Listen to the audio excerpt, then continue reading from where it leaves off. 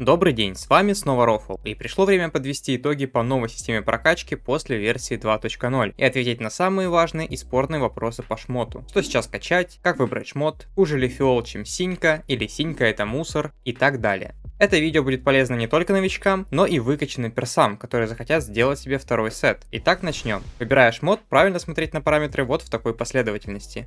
В первую очередь тир шмотки, потом одновременно сравнивать силу снаряжения с качеством и напоследок уже смотреть доп статы. Независимо от редкости предмета, дополнительные статы будут иметь плюс-минус одинаковые цифры. Отличаться будут только основные характеристики и количество ячеек доп статов. На повестке дня у нас синие и фиолетовые шмотки, зеленые вещи рассматривать для прокачки вообще не стоит, а главный вопрос, насколько же синька хуже фиолки. Чтобы разобраться с этим, сравнивать наш прогресс мы будем с актуальными в данный момент шестым тиром шмоток. И первое заблуждение, с которым сталкивается игрок, рассматривая новую систему прокачки, он сравнивает свои старые синие шмотки, которые у него были до обновы, с фиолетовыми шмотками, которые у него были до обновы. И почему же это ошибка? Сила снаряжения на шестом тире варьируется от 170 до 230 единиц. Все фиолетовые шмотки, которые были выкачаны до обновы, получили стандартные 220 силы снаряжения, что приближено к максимуму. А вот все синие получили всего 180 единиц, что делает их лишь чуть лучше самого минимума. То есть тут одновременно штраф и за качество, и за силу снаряжения. Сравнивать такие синие шмотки с фиолом ошибочно. Все старые синие шмотки 100% пойдут в утиль. Чтобы правильно все сравнить, возьмем синюю экипировку с примерно такой же силой снаряжения и заточим ее до максимума. Да, мы будем сравнивать сразу предмет с заточкой, так как нам главное определить, насколько синяя шмотка плюс 15 сейчас слабее актуального плюс 20 фиола. А чтобы было наглядно, сравнивать мы будем урон оружия. Я специально для вас выкачал 3 клинка. Один силой снаряжения 229, то есть приближен к максимуму, второй силой 221, а третий силой 217. Да, найти ровно 220 у меня не получилось, а клинок с 221 силой я после подсчета случайно продал. Но все данные есть и все равно будет показательно. Если сравнивать с моим актуальным фиолетовым клинком, разница в уроне будет в 19% для силы снаряжения в 229 единиц. 22,5% для силы снаряжения в 221 единицу и 25% для силы снаряжения 217 единиц. В общем, примерно 22% за одинаковую силу снаряжения. Некоторые сразу могли бы сделать вывод, что собрав full синий сет, мы потеряем 22% урона. Но тут тоже все не так однозначно. Для проверки нам нужно вспомнить, а откуда в принципе у нас урон? Какие есть источники. И вот, надевая свой основной сет, выключаю лишние пассивки, чтобы они не мешали, и смотрю на цифру урона в навыке. Из чего же она складывается? Выбирая шмотки по очереди и применяя немного математики, мы получаем вот что. 21,4% урона дает мне броня, как классу с физическим типом атаки. 13,2% урона дает мне бижутерия, а у магических классов было бы все наоборот.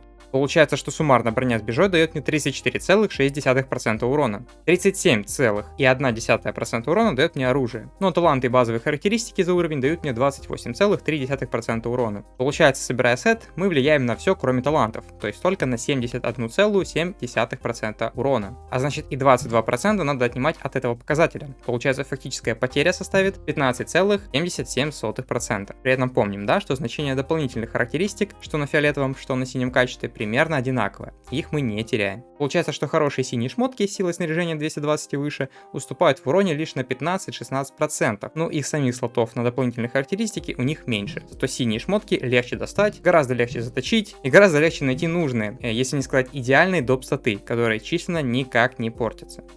Ну давайте дойдем еще дальше, то есть что будет, если я захочу собрать себе вторую ветку из синих шмоток, но оставить фиол оружие. Мы помним, что мое оружие с талантами мне дает 65,4% урона, а бижа с броней всего 34,6%. Получается, что если бы я надел свой второй full синий сет, мы минусуем 22% только от брони с бижой и получаем уменьшение урона всего на 7,6%. То второй сет или откроет нам вторую ветку для нашего класса, или даст около 20% могущества в лайт-шмотках, а может и все сразу. И, кстати, важное уточнение, в лайт-шмотках все эти проценты урона от бижи и брони рассчитаны почти full на лайте. Две части бижи у меня средние, но они дают не меньше всего прибавки.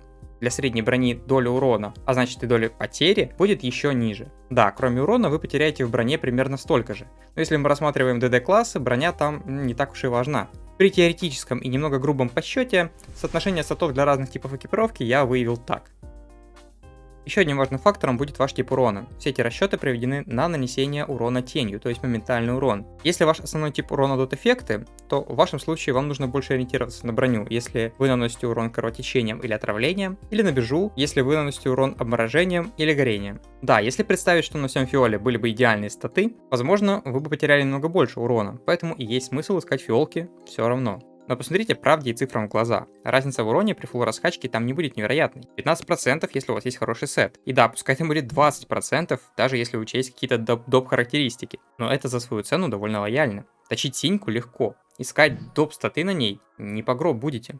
Между плюс 15 фиолом и плюс 15 синькой разница вообще где-то в 10% по цифре урона, а по итоговым расчетам еще меньше. Храня оружие на втором сете, я потеряю лишь 7,5% урона и приобрету намного больше прибавок к нужной ветке. Собрать сет, даже синий, вы вряд ли сможете за неделю, но это явно не катастрофа, стоит признать. В игре ценность предметов поменялась. Синька уже не та, что раньше, и фиолка уже тоже не та, что раньше. Ну и помните, что все цифры, они могут в точности не совпадать с вашими, но дают примерно понимание силы синих шмоток.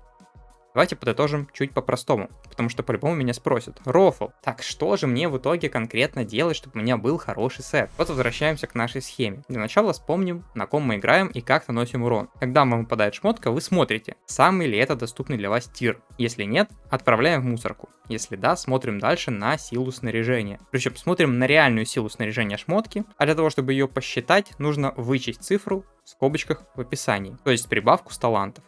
На шестом тире, если она 170-200, мы выбрасываем такую шмотку. Если она 210-219, мы оцениваем свою бедность. Если мы голодный новичок, или если нам не жалко ресурсов, можно прокачать, но без энтузиазма, потом замените. Если вам выпала шмотка сразу 220-230 силы снаряжения, я вас поздравляю, можно изучать и смотреть дополнительные характеристики. А за сами дополнительные характеристики на все классы тут уже и не распишешь. Это звучит как большая тема для другого видео. В конечном итоге фиол, конечно же, будет лучше. И за счет доп-статов, и за счет базовых цифр. Но только хороший фиол и с нормальной силой снаряжения. А плохой фиол качать и дорого, и бессмысленно. Не совершайте таких ошибок при прокачке. Не стыдитесь синих вещей, а наоборот, ищите их, находите, прокачивайте. Помните, что разрабы как раз повысили получение опыта с договоров, мобов и мир РБ. Всем удачи!